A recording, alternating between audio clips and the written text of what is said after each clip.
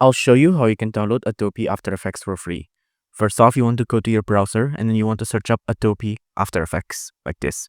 So Adobe After Effects. Once you search up Adobe After Effects, you want to go ahead and tap on the first one that appears up here. Tap on this Adobe After Effects. Once you tap on Adobe After Effects, you want to tap on this white button here. Once you tap on this white button here, a pop-up menu will look like this.